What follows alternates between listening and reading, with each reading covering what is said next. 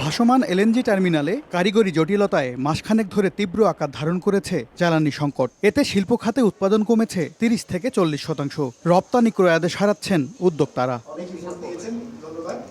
বৃহস্পতিবার রাজধানীর ব্র্যাক সেন্টারে সিপিডির আলোচনায় শিল্প খাত সংশ্লিষ্টরা জানান, গ্যাস সংকটে ১০ থেকে ১২ ঘন্টা পর্যন্ত লোডশেডিং সামলাতে সম্ভাব্য সমাধান হতে পারে নবায়নযোগ্য জ্বালানি। ক্রাইসিস পিরিয়ডে যখন প্রায় ১০ ঘন্টা ১২ ঘন্টা লোডশেডিং, আপনারা সবাই জানেন, আশুলিয়া, চন্দ্রা, টাঙ্গাইলে গ্যাস প্রেশার অলমোস্ট জিরো। টাঙ্গাইলে তো প্রায় ১১ দিন ধরে জিরো হয়ে আছে। সো এই অবস্থায় তো মানে আমি ওটাকে তো সরাসরি ইউজ করব।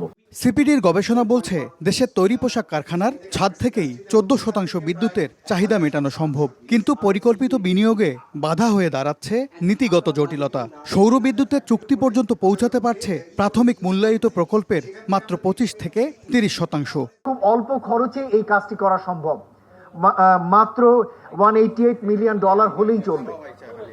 খুব বেশি টাকা দরকার নেই। So we didn't need much resources to convert these rooftops into solar-based power generation.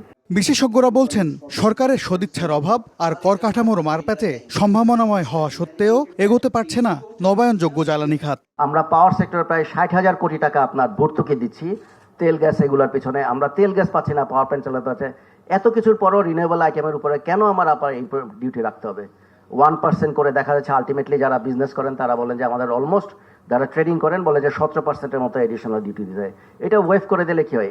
সবুজ জ্বালানি খাতে সফট লোন ও সিঙ্গেল ডিজিট ঋণ সুবিধা বাড়ানোর তাগিদ দেয়া হয় আলোচনায়। অ্যাওয়ারনেস না থাকার কারণে আমরা হয়তো মনে করি যে আমাদের এখানে MS আরিফিন, সময় সংবাদ, ঢাকা। কিন্তু খুব বেশি স্ট্রিনজেন্ট না আসলে হচ্ছে।